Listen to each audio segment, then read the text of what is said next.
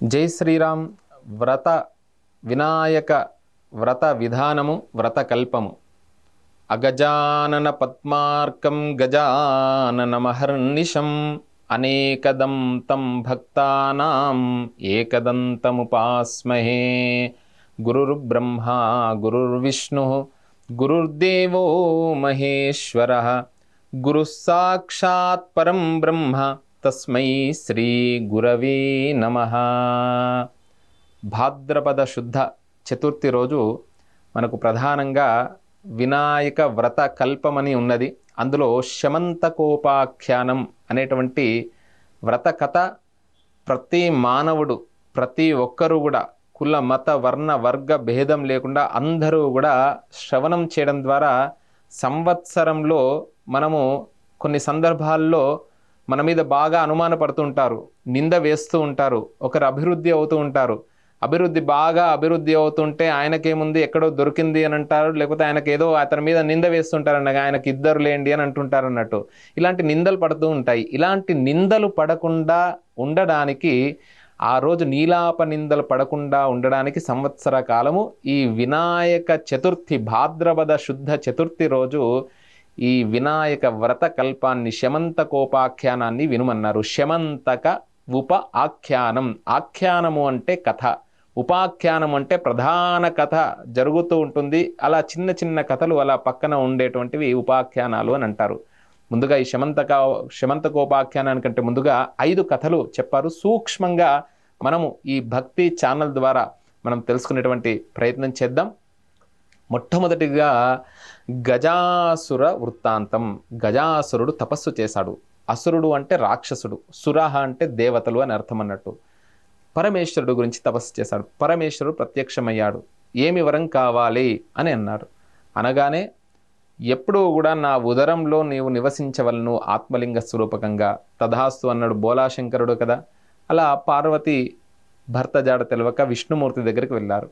విష్ణుమూర్తి దగ్గరికి వెళ్ళగానే ఈ పార్వతీదేవి, విష్ణుమూర్తి తర్వాత బ్రహ్మాది దేవతలంతా కూడా ఈ గజాసురుడి యొక్క పురంలో, గజాసురుడి యొక్క ఉదరంలో పరమేశ్వరుడుండని గ్రహించి ఒక మహావిష్ణువు నృత్యము, గీతము, ఇలా దేవగణమంతా కూడా ఒక్కొక్క మారు వేషంలో, ఎందుచేతనంటే ఎక్కడ ఆనందం కలుగుతుంది అంటే తాండవం చేయడం ద్వారా, మంచి సంగీతం పాడడం ద్వారా, అలా నృత్య గీత వాద్యాలతో అలా వినోదంతో గజాసుర పురముకు వెళ్ళేసి గజాసురుని ముందట వీరంతా కూడా అలాంటి గొప్పనైనటువంటి వినోద క్రీడ చేస్తుండగా గజాసురుడు ఆనందపడి మీకు ఏమి వరం కావాలో అడగండి అనగానే నీ ఉదరంలో ఉండేటువంటి పరమేశ్వరుడు గురించి పార్వతీదేవి వెతుకుతున్నది అని చెప్పగానే ఓహో వీరంతా దేవగణం అని అనుకొని వెంటనే ఆ పరమేశ్వరుని ధ్యానించాడు.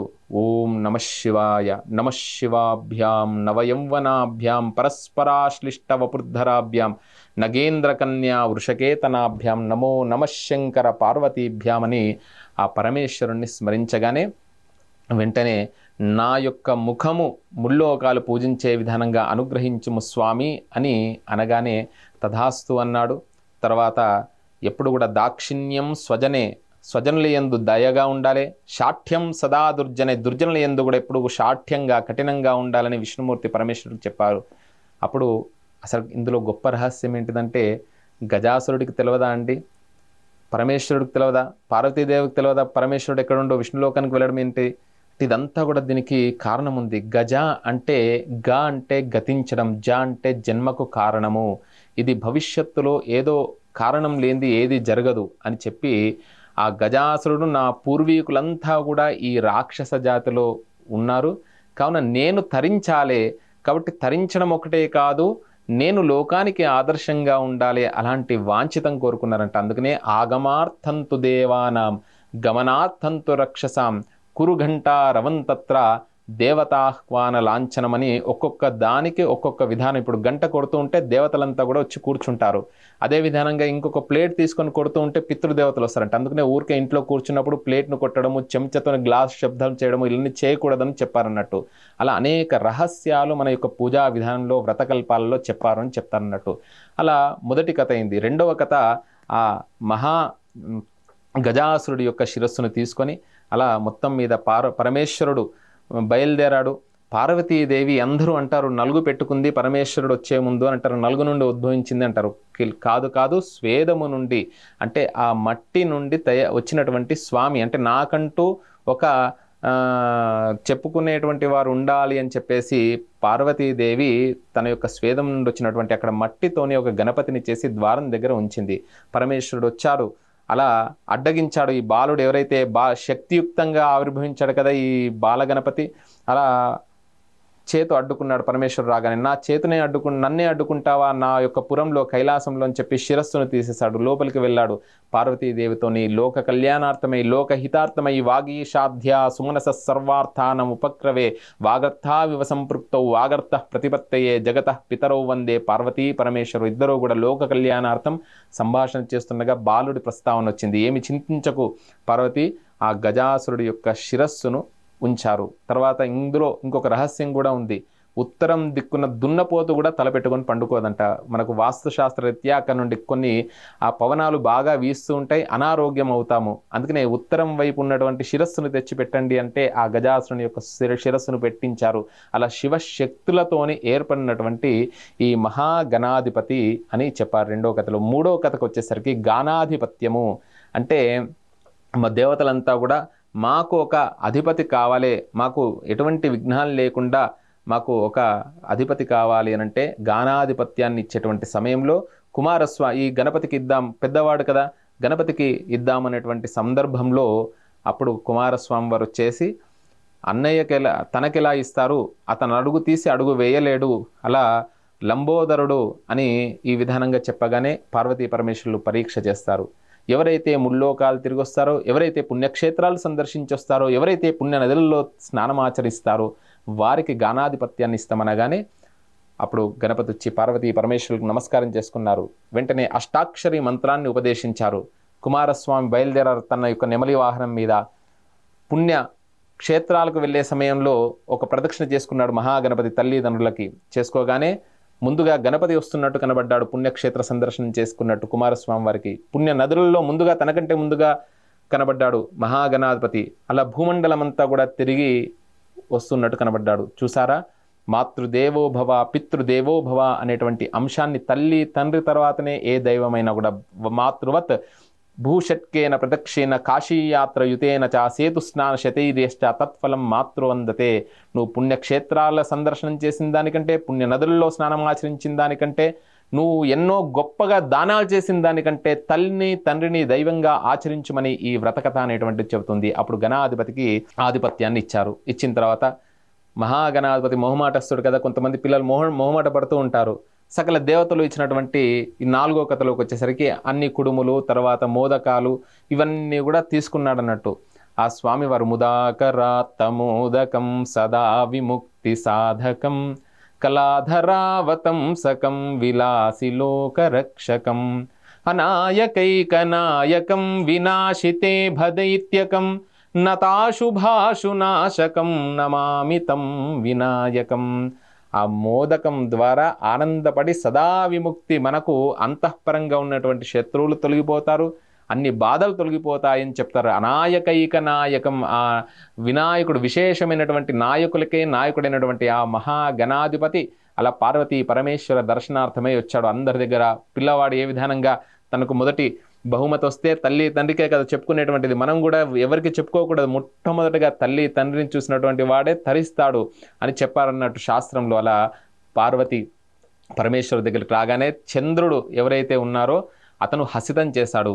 వెంటనే వినాయకుడు హసితానికి వెంటనే కింద పడిపోయాడు. అంటే రాజు దృష్టి పడితే రాళ్ళు కూడా మనకు చెబుతూ ఉంటారు కదా వచనం, ఆ విధానంగా వినాయకుడు పడిపోయేసరికి నా కుమారుణ్ణి చూసే పరిహసించితవా, స్మితం మంచిది హసితం మంచిది, ఎదుటివారిని చూసి మనం పరిహసించకూడదు, మనం అనుభవిస్తామని చెప్పారన్నట్టు, మనం బాధపడతాము అని చెప్పారన్నట్టు.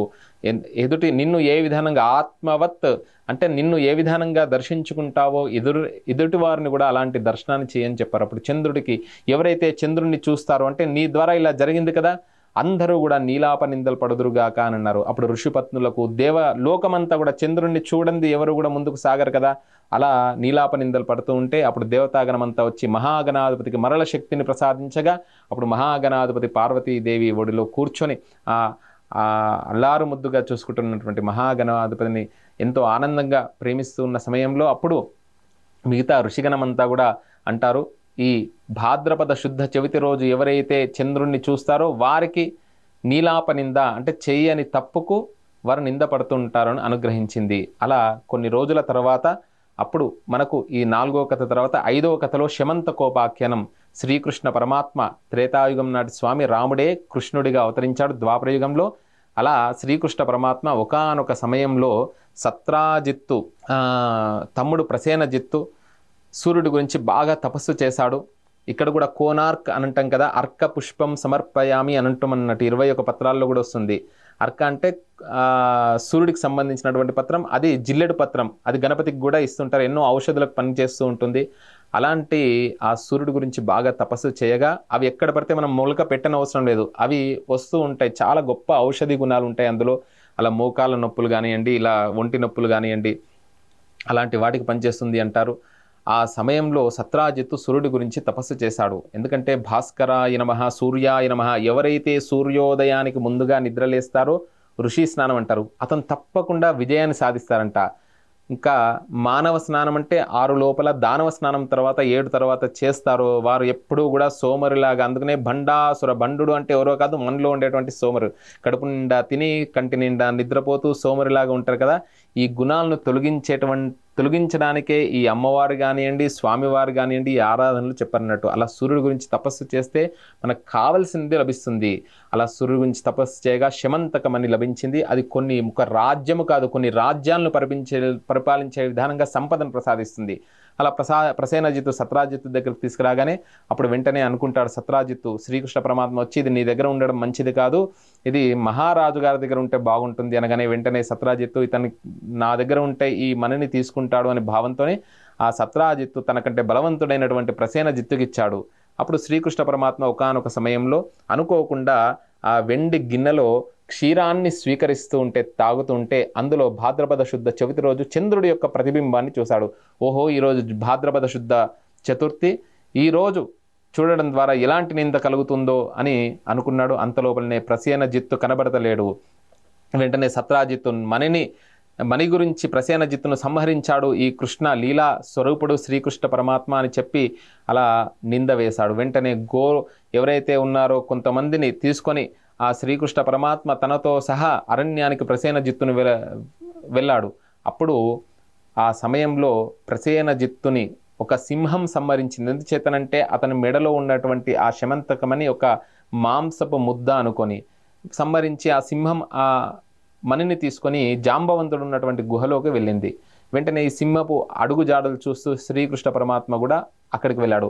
ఆ జాంబవంతుడు సింహాన్ని సంహరించాడు. ఎందుకంటే నా కూతురుని ఏమన్నా జాంబవతిని ఏమన్నా చేస్తుండేమో అనుకొని వెంటనే ఆ సింహాన్ని సంహరించి ఆ మణిని ఆ ఊయలకి వేశాడు.